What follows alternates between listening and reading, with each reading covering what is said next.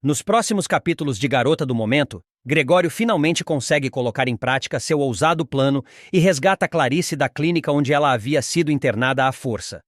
Com o apoio de Beatriz e de um médico cúmplice, ele conduz a operação com cautela, garantindo que Clarice escape em segurança daquele lugar opressor. Exausta e ainda abalada com tudo o que viveu, Clarice é levada para a casa de Teresa, onde recebe cuidados e começa a tentar se reerguer. Lá seu pensamento é tomado por preocupação com Beatriz, sua filha, que continua nas mãos dos inimigos. A angústia a consome, e ela teme que algo pior aconteça à jovem. Enquanto isso, Maristela, cada vez mais acuada com a aproximação da verdade, decide agir com frieza. Em um de seus eventos da alta sociedade, ela chama Miranda para uma conversa à parte e, com voz firme e ameaçadora, deixa claro que qualquer mulher da elite que ousar tomar o partido de Clarice sofrerá as consequências. Ameaças veladas e olhares gélidos são lançados a Miranda e às outras amigas da antiga roda social de Clarice, forçando-as ao silêncio. Em outro ponto da cidade, Bia não esconde seu incômodo ao ver a aproximação entre Ronaldo e Camila. Tomada pelos ciúmes, ela trama uma armadilha contra a rival, com a intenção de afastá-la de vez do rapaz. Seu plano envolve uma acusação falsa e um bilhete anônimo que poderá colocar Camila em maus lençóis, tudo friamente calculado para deixá-la desacreditada aos olhos de Ronaldo. Antes de continuar, já deixe nos comentários qual é o seu personagem favorito da novela até agora, e também se inscreva no nosso canal, assim você ficará por dentro tudo o que irá acontecer em Garota do Momento. No casarão dos Montes, Alfonso toma coragem e revela a verdade a Alfredo. Eles são irmãos. A revelação surpreende Alfredo, que jamais desconfiou do laço sanguíneo entre os dois. A confissão vem carregada de emoção, e Alfonso explica os motivos que o fizeram guardar esse segredo por tanto tempo. Enquanto isso, Basílio e Beto se movimentam nos bastidores. Com informações sigilosas e apoio de aliados, eles se preparam para invadir a clínica e resgatar Beatriz. O plano é arriscado, mas ambos sabem que é a única forma de salvar a jovem das garras de Juliano e Maristela. Na casa de Vera, o clima é de alegria. Ela e Lígia se unem para preparar Celeste para seu grande dia. A noiva, emocionada, veste-se com a ajuda das duas, que se revezam entre ajustes finais e palavras de carinho. Do lado de fora, escondido entre as árvores, Nelson observa a cerimônia à distância. Seus olhos marejados revelam a dor de quem ama em silêncio. No final, Juliano, cada vez mais pressionado pelos acontecimentos e por possíveis traições dentro de seu círculo, decide agir. Ele procura Clarice pessoalmente. O que ele deseja ninguém sabe ao certo: reconciliação, chantagem ou vingança. O passado sombrio de Maristela voltará a assombrá-la de forma avassaladora. A vilã, que até então acreditava ter enterrado seus maiores segredos junto com o corpo de Valéria, será surpreendida por um fantasma que retorna para cobrar caro pelo silêncio. Geraldo, seu antigo capanga, reaparece misteriosamente e coloca em risco tudo o que ela construiu com base na mentira e na chantagem. Tudo começa com mais uma tramóia de Zélia, que segue obcecada em desestabilizar os Alencar e atingir Clarice. Fingindo ser a rival, Zélia tenta vender joias em uma tradicional joalheria da cidade, mas é reconhecida por um funcionário atento, que alerta discretamente os donos da loja. A notícia logo chega aos ouvidos de Juliano, que se une à mãe para dar um flagra na impostora. Maristela, curiosa e desconfiada, acompanha o filho até a região onde a joalheria está localizada. Eles ficam de tocaia e não demora até verem Zélia saindo do local às pressas, olhando para os lados como quem teme ser seguida. Os dois decidem segui-la discretamente. A surpresa acontece quando Zélia entra em um bar de beira de estrada e se encontra com um homem encurvado, de aparência desgastada, mas que Maristela reconhece instantaneamente. É Geraldo. Seu corpo congela diante da cena. A visão daquele homem a faz voltar no tempo, para a noite em que Valéria desapareceu. Geraldo havia sido o encarregado de sumir com o corpo da jovem, depois que Maristela tramou sua morte para proteger os próprios interesses. O combinado era claro: silêncio eterno e uma boa quantia em troca. Depois disso, ele simplesmente sumiu, e ela assumiu que ele estivesse morto. Mas agora, ali, diante de seus olhos, estava ele, vivo, e aparentemente envolvido com Zélia. Maristela pede que Juliano permaneça no carro. Com os olhos fixos em Geraldo, ela desce do veículo com passos firmes, mas o coração acelerado. Ao entrar no bar, dirige-se diretamente ao balcão, de onde observa os dois conversando em uma mesa nos fundos. Ela finge naturalidade enquanto fala com o dono do estabelecimento. Aquele homem ali está acabado, não é? Comenta em tom casual, tentando disfarçar a tensão.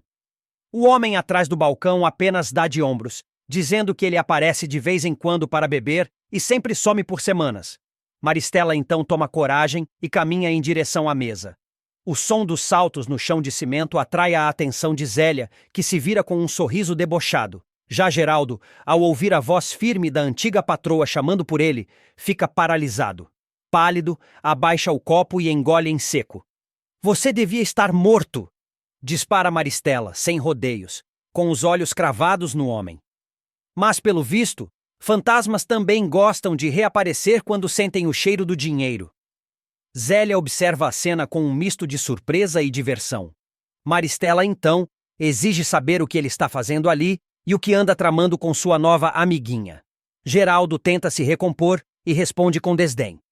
O mundo gira, dona Maristela, e as contas não se pagam sozinhas. É nesse momento que ele vê uma oportunidade. Com o olhar calculista, propõe um acordo. Manterá a boca fechada sobre o passado, inclusive sobre Valéria, se ela pagar uma quantia considerável. Maristela nem hesita. Oferece o dobro do que Zélia prometeu, exigindo lealdade absoluta e, acima de tudo, silêncio. Você está mais caro do que antes, mas ainda sabe ser útil, diz ela, com desprezo. No dia seguinte, Maristela se encontra com Geraldo em um terreno abandonado e entrega uma mala com dinheiro vivo. Ele, aparentemente satisfeito, agradece e garante que desaparecerá de novo. Mas a vilã, ainda que aliviada, permanece inquieta. Mais tarde, ao receber informações de que Zélia anda fazendo perguntas sobre Valéria e tentando descobrir o paradeiro do corpo, Maristela entende que o perigo não passou. Pelo contrário, a ameaça pode estar mais próxima do que nunca. Decidida a confrontar a rival, ela invade o apartamento de Zélia sem avisar. A loira, tranquila, está se servindo de uma taça de vinho quando Maristela surge como um furacão. Você realmente achou que ia me enganar com aquele joguinho barato? Rosna Maristela. Zélia, irônica, solta uma gargalhada. Calma, querida. Seu capanga já sumiu de novo. E mais, vendeu a casa onde estava escondido. Parece que ele resolveu fazer a própria fortuna com os segredos que vocês enterraram juntos. O tom debochado de Zélia tira Maristela do sério. Ela se aproxima, ameaçadora. Você não faz ideia do que sou capaz de fazer se continuar mexendo com isso. Mas Zélia nem se intimida. Dá um gole no vinho, cruza as pernas e diz: E você não faz ideia do que eu já descobri, querida. Talvez seja a hora de começar a cavar buracos. Mas não para esconder corpos, e sim verdades. Maristela sai dali furiosa, sentindo que o cerco está se fechando. A aparição de Geraldo foi apenas o primeiro sinal de que o passado está prestes a vir à tona. E desta vez, nem dinheiro nem ameaças serão suficientes para impedir que a verdade seja revelada. A atriz, determinada a salvar Clarice, engana o enfermeiro Pimenta com uma história convincente e consegue acesso ao quarto onde a amiga está internada. Disfarçada e com os nervos à flor da pele, ela finge ser uma nova médica da equipe da clínica psiquiátrica. E sem levantar suspeitas, se infiltra nas dependências do local. Ao encontrar Clarice, visivelmente abatida e desorientada pelos medicamentos, Beatriz promete que vai tirá-la dali custe o que custar. Enquanto isso, Maristela se vê encurralada. Após a série de escândalos que abalaram sua imagem, ela procura apoio político e financeiro em Geraldo, um aliado oportunista e calculista. A aliança entre os dois causa burburinho nos bastidores da perfumaria carioca. No entanto, nem tudo sai como Maristela esperava. Ela tenta se reaproximar de suas amigas da alta sociedade, mas é friamente ignorada. Sentindo o peso da rejeição e do isolamento social, ela se desespera. Pela primeira vez, Maristela percebe que talvez tenha ido longe demais em suas jogadas de poder. Do outro lado da cidade, Camila deixa claro para Ronaldo que não está em busca de um relacionamento sério. Quero só me divertir, nada mais, diz ela com um sorriso provocador, deixando Ronaldo intrigado. Ele, por sua vez, se vê dividido entre o charme impulsivo de Camila e a memória dos sentimentos que nutre por Beatriz. A tensão aumenta quando Bia, ao ver Ronaldo e Camila juntos, não consegue esconder o incômodo. O ciúmes lateja silencioso dentro dela, mesmo que tente disfarçar. Enquanto isso, Raimundo surpreende Celeste e Edu com uma proposta inesperada. Quer que os dois oficializem o relacionamento com uma cerimônia religiosa. A sugestão deixa o casal emocionado, mas também inseguros diante das incertezas do futuro. Antes de continuar, já deixe nos comentários qual é o seu personagem favorito da novela até agora e também se inscreva no nosso canal, assim você ficará por dentro tudo o que irá acontecer em Garota do Momento. No entanto, o clima de expectativa e reviravoltas ganha um tom sombrio quando Geraldo misteriosamente desaparece. Seus contatos não conseguem notícias, e a ausência levanta suspeitas sobre um possível golpe ou uma retaliação de inimigos ocultos. Maristela, que havia selado uma aliança recente com ele, começa a temer estar envolvida em algo ainda mais perigoso. Enquanto isso, Jacira, percebendo a aproximação entre Alfonso e Teresa, decide intervir. Em uma conversa sincera, mas dura, ela pede que Alfonso se afaste de Teresa para evitar ainda mais sofrimento. A tensão entre os três cresce, alimentada por ressentimentos do passado. Determinação e coragem definem Beatriz, que não mede esforços para salvar Clarice. Ela começa a planejar cuidadosamente a fuga da amiga da clínica psiquiátrica, enfrentando todos os perigos que esse resgate poderá trazer. Para Bia, já não há volta, e o que está por vir promete mudar o destino de todos. Maristela está mais perigosa do que nunca. Em Garota do Momento, a vilã vai mostrar novamente até onde é capaz de ir para proteger seus segredos e manter o controle absoluto sobre tudo e todos. Depois de participar diretamente da trama que resultou no desaparecimento de Valéria, ajudando Juliano a silenciar uma das principais ameaças ao seu império, Maristela volta a agir nas sombras, desta vez com as mãos ainda mais sujas de sangue. Sua nova vítima será Geraldo, um homem que sabe demais e representa um risco iminente aos planos da Megera. Dono de informações comprometedoras e testemunha de detalhes cruciais sobre os bastidores da armação contra Clarice, Geraldo começa a ser visto por Maristela como uma bomba-relógio prestes a explodir. Tudo começa quando Maristela o convoca para uma reunião discreta em seu escritório, na sede da Perfumaria Carioca. O encontro, a princípio, parece amistoso. A empresária o recebe com um sorriso calculado, oferece café e logo puxa assunto com uma falsa cordialidade.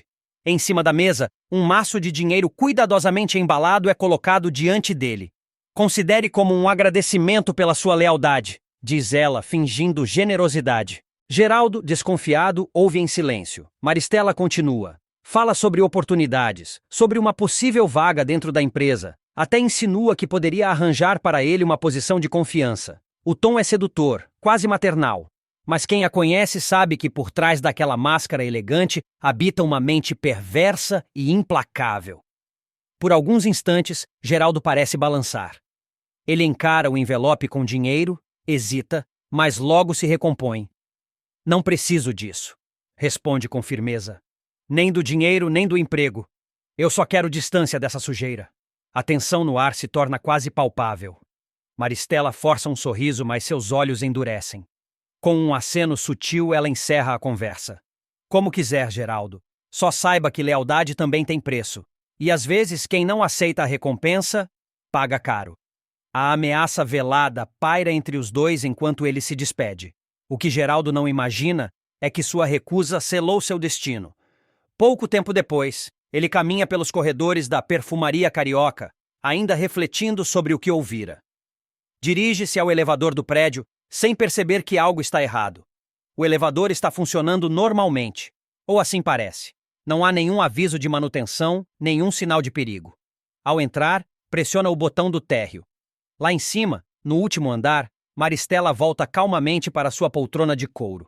De frente para as janelas envidraçadas, ela contempla o horizonte com ar sereno. Um leve sorriso escapa de seus lábios. De repente, um estrondo quebra o silêncio. Um barulho seco, brutal. O prédio inteiro estremece por um segundo. Funcionários se assustam, alguns correm para os corredores. Gritos ecoam dos andares inferiores. O elevador despencou. Na sala da presidência, Maristela permanece imóvel. Não levanta, não se agita, não pergunta o que aconteceu. Ela apenas ouve e aguarda. Seus olhos continuam fixos no nada, como se estivesse ouvindo o prenúncio de um segredo enterrado. Segundos depois, uma secretária invade a sala, visivelmente nervosa. Dona Maristela, houve um acidente com o elevador. Parece que tinha alguém lá dentro. A vilã apenas vira o rosto lentamente, arqueia uma sobrancelha e pergunta com frieza. Quem era? Geraldo, responde a funcionária, quase em prantos. Ele estava no elevador. A gente ouviu o barulho. Está tudo interditado lá embaixo. Maristela apenas fecha a pasta que estava sobre a mesa e diz num tom quase indiferente. Que tragédia! Avisem o RH para cuidar dos trâmites. E, por favor, reforcem os protocolos de segurança. Seu tom é calmo, impessoal, como se estivesse tratando da perda de um objeto e não da morte de um ser humano. A ausência de qualquer reação mais forte escancara sua frieza. Não há luto, não há susto, apenas cálculo. Nos bastidores, começa a circular a informação de que o elevador passou recentemente por uma manutenção, o que torna o acidente ainda mais suspeito. Mas não há provas, não há testemunhas. Tudo foi orquestrado com precisão cirúrgica. E mais uma vez, Maristela escapa sem deixar rastros. O que ninguém sabe é que, minutos antes da tragédia, ela havia ordenado discretamente que os técnicos que cuidavam da manutenção fossem afastados do prédio. A sabotagem foi feita por alguém de confiança, alguém cujo nome nem mesmo aparece nos registros da empresa. A queda do elevador não foi um acidente, foi uma execução disfarçada. Com a morte de Geraldo, Maristela elimina mais uma peça do tabuleiro que ameaça expor seus crimes. A falsa narrativa que incrimina Clarice pela morte de Valéria continua intacta. E agora, com uma testemunha a menos, seus segredos permanecem enterrados. Por enquanto. No entanto, o clima dentro da perfumaria começa a mudar. Alguns funcionários começam a comentar o comportamento estranho da presidente. O silêncio dela diante da tragédia, o olhar impassível diante da morte de um colaborador, tudo parece suspeito demais. Bia, desconfiada, percebe que algo muito errado aconteceu, e ela está disposta a investigar. Mal sabe Maristela que, mesmo eliminando Geraldo, o cerco está se fechando. E desta vez, talvez nem todo o dinheiro do mundo seja suficiente para salvá-la da verdade. Clarice recebe mais uma visita de Gregório. Com um olhar terno e preocupado, o médico tenta acalmá-la. Ele pede que ela tenha paciência e confie no plano que estão arquitetando para tirá-la dali em segurança. Clarice, angustiada, teme não resistir ao tempo de espera, mas sente-se amparada pelas palavras do aliado.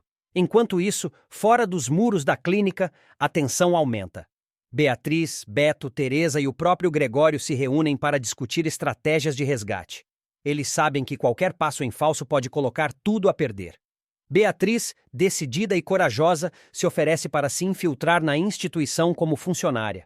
Após muitas tentativas e contatos discretos, Gregório finalmente consegue viabilizar sua entrada. A jovem agora terá acesso direto à mãe e, com isso, poderá avaliar as condições reais de Clarice e planejar a fuga. Na mansão dos Alencar, Maristela se esforça para esconder de Miranda que Basílio está frequentando sua casa com cada vez mais frequência. A governanta, desconfiada, tenta disfarçar seu incômodo, mas Maristela percebe o olhar atento da funcionária. Paralelamente, Basílio prepara seu novo golpe. Quer que toda a sociedade carioca saiba dos detalhes de seu suposto casamento com Maristela. Com a ajuda de aliados na imprensa e informações vazadas propositalmente, ele começa a espalhar boatos que prometem abalar o prestígio dos Alencar. Celeste, ainda fragilizada pelos últimos acontecimentos, teme retornar à escola. O medo de sofrer retaliações e comentários cruéis a deixa paralisada. A jovem se sente julgada por todos, mas encontra apoio em Eugênia e Bia, que não hesitam em defendê-la das provocações maldosas de algumas colegas. Unidas, elas tentam criar uma rede de proteção para que Celeste consiga enfrentar esse momento delicado. Zélia, por sua vez, continua com seus próprios planos. Sem escrúpulos, tenta vender as joias de Clarice no mercado negro. Com a justificativa de que são heranças esquecidas, ela se aproxima de um comprador, disfarçando a origem dos objetos. Mas sua movimentação começa a levantar suspeitas. Enquanto isso, Alfredo segue focado em descobrir os pontos fracos de Alfonso. Sabe que o aliado de Maristela e Juliano pode ser a chave para desestabilizar os inimigos e começa a investigar seu passado em busca de brechas ou escândalos ocultos. Antes de continuar, já deixe nos comentários qual é o seu personagem favorito da novela até agora e também se inscreva no nosso canal, assim você ficará por dentro tudo que irá acontecer em Garota do Momento. A maior reviravolta, porém, vem quando Juliano e Maristela recebem uma notícia que os deixa atônitos. Geraldo está vivo. A informação chega de forma inesperada e pode mudar o rumo de toda a história, ameaçando expor as armações do casal e derrubar o castelo de mentiras que eles construíram. Celeste se casa com Edu após bênção de Raimundo, mas casamento revela mais tensão que conto de fadas. Veja o início dessa nova fase em Garota do Momento. O tão aguardado casamento de Celeste e Edu finalmente acontece em Garota do Momento, mas ao contrário do que muitos esperavam, a cerimônia está longe de ser um final feliz ou digno de contos de fadas. Apesar da emoção que envolve o momento, a união entre os dois jovens acontece sob um clima tenso, marcado por decisões apressadas, segredos mal resolvidos e desafios à vista. Tudo começa quando Celeste, ainda bastante jovem e grávida, se vê diante da necessidade urgente de oficializar a união com Edu. A notícia da gestação não demorou a se espalhar e, temendo o julgamento implacável da sociedade, especialmente da elite moralista que ronda os salões e corredores da trama, o casamento se torna menos um ato romântico e mais uma estratégia para evitar o falatório e preservar o pouco de reputação que ainda resta à jovem. Mesmo com o casamento decidido às pressas, Celeste recebe um gesto de carinho inesperado que a emociona profundamente. O vestido de noiva é presenteado por Lígia, que, mesmo vivendo seus próprios dilemas, não hesita em apoiar a filha nesse momento delicado. A confecção do buquê fica a cargo de Vera, que com dedicação e sensibilidade ajuda a compor um visual simples, mas cheio de significado. Na hora da entrada na igreja, Celeste caminha com o coração apertado, mas firme, segurando o braço do pai, Raimundo. O homem, conhecido por seu temperamento rígido e um histórico de desentendimentos com a filha, surpreende ao conceder sua bênção ao casal. Mesmo sem esconder a preocupação que ainda sente, Raimundo enfim reconhece a responsabilidade de Edu e o amor que Celeste demonstra pelo rapaz. Esse momento breve, mas sincero, representa uma reconciliação silenciosa entre pai e filha, emocionando os poucos convidados presentes. A cerimônia começa sob um clima contido de alegria e nervosismo, mas o que poderia se transformar em uma chance de recomeço logo é abalado por uma presença inesperada. Nelson, o pai de Edu. Sem ser convidado, ele surge no meio da cerimônia, interrompendo tudo de forma abrupta. O desconforto é imediato. Todos se entreolham em silêncio e a tensão se instala no ar. Nelson, insistente, exige falar com o filho, alegando que tem algo importante a dizer. Edu, pego de surpresa, fica visivelmente abalado com a aparição do pai, com quem tem uma relação conturbada e cheia de ressentimentos. Celeste, por sua vez, se recusa terminantemente a escutar qualquer coisa daquele homem. Quem mais uma vez assume as rédeas da situação é Lígia. Sem pensar duas vezes, ela enfrenta Nelson de frente, exigindo que ele vá embora imediatamente para não arruinar ainda mais o dia da filha. A firmeza de Lígia impõe respeito, e Nelson, mesmo relutante, é escoltado para fora da igreja, deixando para trás um ambiente carregado de tensão e olhares desconfiados. Apesar do incidente, o casal consegue finalizar a cerimônia e segue para uma recepção modesta, onde tentam, ainda que por instantes, comemorar o início da nova fase. Mas a festa não é suficiente para esconder os desafios que os dois já começam a enfrentar. Logo nos dias seguintes ao casamento, Edu percebe que a realidade é bem mais dura do que imaginava. Sentindo-se pressionado pela responsabilidade de ser pai e marido, ele decide buscar um segundo emprego para complementar a renda. Entre turnos como garçom e pequenos bicos, Edu passa a viver uma rotina exaustiva. As noites mal dormidas e o peso da responsabilidade começam a cobrar seu preço, forçando o rapaz a amadurecer rapidamente, ou afundar diante das cobranças da vida adulta. Celeste, por outro lado, vive sua própria batalha. A gravidez precoce, além das transformações físicas e emocionais, a torna alvo de críticas, olhares atravessados e comentários maldosos por onde passa.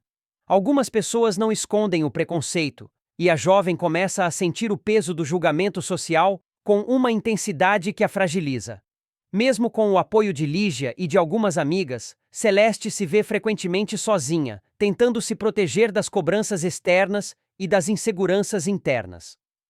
Para complicar ainda mais a adaptação do jovem casal, Celeste e Edu passam a morar no apartamento de Raimundo.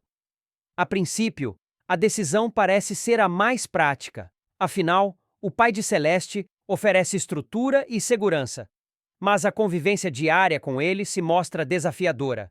Raimundo, mesmo tendo aceitado o casamento, continua a expressar suas opiniões de forma rígida, se intrometendo nas decisões do casal e criando tensões constantes.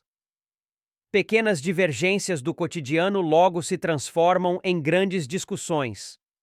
Celeste sente que está perdendo o controle da própria vida, enquanto Edu se vê pressionado por todos os lados. Pelo trabalho, pelo sogro, pela responsabilidade com o bebê que está por vir.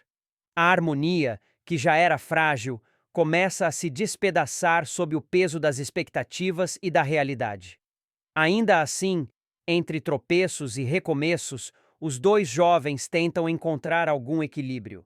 São empurrados pela força do afeto que ainda os une, mesmo que imaturo e inexperiente. A maternidade iminente os obriga a repensar escolhas, rever prioridades e buscar apoio onde antes havia apenas conflitos. O casamento de Celeste e Edu, portanto, não se estabelece como um felizes para sempre, mas como o começo de uma jornada intensa, cheia de aprendizados, tropeços e transformações. Não há romantização na trama, apenas a crueza da vida real batendo à porta de dois jovens que tentam crescer enquanto ainda estão aprendendo a ser quem são. Com novas reviravoltas a caminho e um futuro incerto, Garota do Momento mostra que o amor pode até ser o ponto de partida, mas nunca é o suficiente por si só. A maturidade, a coragem de enfrentar os julgamentos e a força para recomeçar todos os dias são os verdadeiros pilares dessa união. Gregório tenta acalmar Clarice, que segue impaciente e ansiosa para sair da clínica psiquiátrica onde está internada à força. Ele pede que ela tenha calma, explicando que os próximos passos precisam ser muito bem pensados para evitar que tudo desmorone. Clarice, apesar do sofrimento, tenta confiar nos aliados que ainda tem do lado de fora. Enquanto isso, Celeste vive dias de angústia. A jovem teme retornar à escola e ser alvo de retaliações por parte das colegas que não escondem o preconceito e a crueldade. Sentindo-se cada vez mais isolada, ela encontra algum alívio no apoio de Eugênia e Bia, que não permitem que ela enfrente tudo sozinha. Ambas se colocam à frente das ofensas, enfrentando as amigas que insistem em humilhar Celeste. Na mansão Alencar, Maristela tenta manter as aparências diante de Miranda. Desconfiada com a movimentação incomum, Miranda começa a questionar a presença constante de Basílio na casa. Maristela, nervosa, inventa desculpas esfarrapadas, tentando esconder o envolvimento cada vez mais estreito com o homem que, aos poucos, ganha mais poder dentro da família.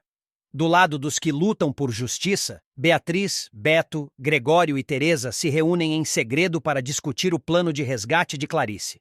Eles sabem que não será fácil, mas estão dispostos a correr todos os riscos para tirá-la da clínica antes que seja tarde demais. Cientes de que Juliano e Maristela estão um passo à frente, o grupo precisa agir com cautela e rapidez. Alfredo, por sua vez, se empenha em descobrir os pontos fracos de Alfonso. Determinado a desmontar o império de mentiras construído ao redor da perfumaria carioca, ele começa a seguir pistas que podem desmascarar o ambicioso empresário. Enquanto isso, Zélia, sem escrúpulos, tenta vender às escondidas as joias que pertencem a Clarice. A ambição fala mais alto, e ela não mede esforços para lucrar com o sofrimento alheio, sem imaginar que poderá ser pega no ato. Antes de continuar, já deixe nos comentários qual é o seu personagem favorito da novela até agora e também se inscreva no nosso canal, assim você ficará por dentro tudo o que irá acontecer em Garota do Momento. Basílio, por outro lado, arma uma jogada calculada. Quer que toda a sociedade descubra detalhes sórdidos de seu casamento com Maristela. Ele prepara um dossiê recheado de informações comprometedoras e planeja divulgá-lo no momento certo, atingindo em cheio a reputação da poderosa empresária. Em meio a essas movimentações, Juliano e Maristela recebem uma notícia que os abala profundamente. Descobrem que Geraldo, dado como morto, está vivo. O retorno inesperado do homem ameaça desenterrar segredos do passado e colocar tudo a perder. No final, Gregório dá início à parte mais ousada do plano. Consegue infiltrar Beatriz na clínica psiquiátrica, fingindo que ela é uma nova funcionária. Com acesso ao local, Bia agora se torna a esperança de Clarice para escapar do cárcere injusto.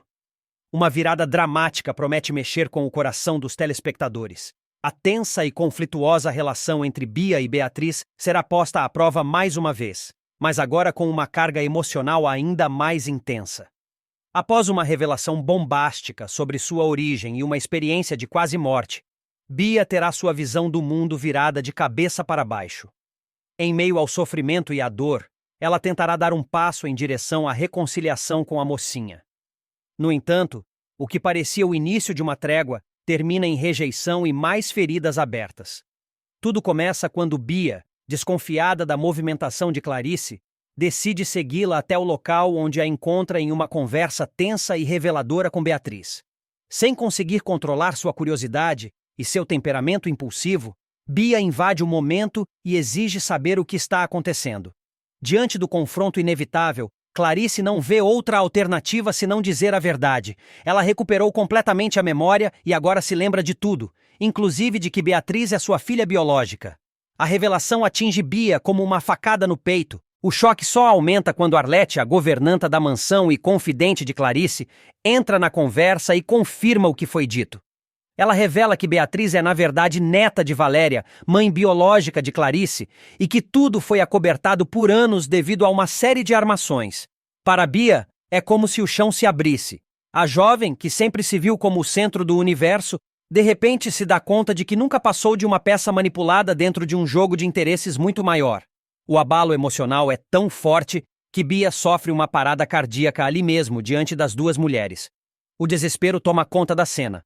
Beatriz, embora ainda ressentida, liga imediatamente para uma ambulância.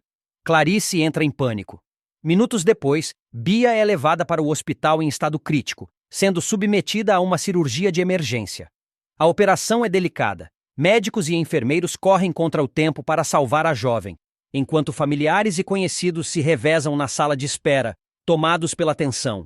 Beatriz, mesmo sem conseguir esconder a mágoa que sente, torce em silêncio pela sobrevivência da rival. Depois de horas de angústia, o cirurgião finalmente aparece com a notícia que todos esperavam. Bia sobreviveu. Durante a recuperação no hospital, Bia é obrigada a refletir sobre tudo o que aconteceu. Isolada, fragilizada e emocionalmente vulnerável, ela recebe a visita de Ronaldo, um dos poucos que ainda lhe demonstram afeto sincero. O rapaz tenta convencê-la a enxergar as coisas por outro ângulo. Você quase morreu, Bia. Talvez seja a hora de parar de lutar contra o mundo e olhar para quem está tentando estender a mão, diz ele com firmeza e compaixão. As palavras de Ronaldo a tocam mais do que ela gostaria de admitir. Pela primeira vez, Bia se vê questionando suas atitudes, suas escolhas, suas mentiras. Sozinha no quarto, ela chora baixinho, pensando em tudo o que perdeu e no que ainda poderia tentar recuperar. Passa-se algum tempo. Bia finalmente recebe alta e, com o coração apertado, toma uma decisão ousada. Vai até a casa de Beatriz disposta a pedir perdão. Veste-se com simplicidade, evitando os exageros de antes, e carrega no olhar um misto de humildade e nervosismo. Ao ser recebida por Beatriz, tenta controlar a emoção. Eu sei que você não tem motivos para confiar em mim, mas quase morrer muda a gente. Eu pensei muito e só queria uma chance de conversar, de tentar consertar o que estraguei. Por um breve instante, Beatriz a observa em silêncio. Há ali, de fato, uma fragilidade sincera na postura de Bia. No entanto, a mágoa acumulada por meses e as mentiras que a rival contou ainda queimam como brasas no coração da mocinha. Em vez de aceitar o pedido de trégua, Beatriz dá um passo atrás. Você quer reconciliação, Bia? Então comece contando a verdade. Foi você quem roubou o colar de brilhantes da minha mãe, não foi? E mais, mentiu dizendo que foi desonrada por Beto só para forçá-lo a se casar com você. É isso que você chama de arrependimento? A expressão de Bia muda. A culpa dá lugar à indignação. Ela balança a cabeça, nega as acusações com veemência e insiste que não tem nada a ver com o roubo e que jamais mentiria sobre algo tão sério quanto sua honra. Mas Beatriz não se comove. Você mentiu tantas vezes que eu não sei mais o que é verdade quando sai da sua boca. Responde com frieza. Não posso simplesmente apagar tudo o que você fez porque agora resolveu mudar. O perdão se conquista. E você ainda não deu nenhum passo verdadeiro nessa direção. O reencontro termina em mais mágoas. Bia sai da casa de Beatriz com lágrimas nos olhos, sentindo-se novamente rejeitada e sozinha. Mas no fundo, sabe que a culpa é em grande parte sua. Enquanto caminha pela rua, questiona se ainda há tempo para mudar o rumo da sua história ou se o estrago que causou é irreversível. Na casa, Beatriz respira fundo e se senta no sofá ao lado de Glorinha, que testemunhou a conversa. Ela está tentando, diz a amiga com cautela. Mas Beatriz, firme, balança a cabeça. Tentando ou fingindo? Eu não sei. Só sei que não posso baixar a guarda, não depois de tudo o que ela fez. E com o olhar fixo no horizonte, Beatriz completa. Ela pode ter quase morrido, mas não morreu a verdade. E enquanto ela não for capaz de encará-la de frente, eu não vou conseguir perdoá-la. Assim, o que poderia ser um novo começo entre duas irmãs marcadas pela tragédia, pela mentira e pela rivalidade, acaba se tornando mais um capítulo de dor, desconfiança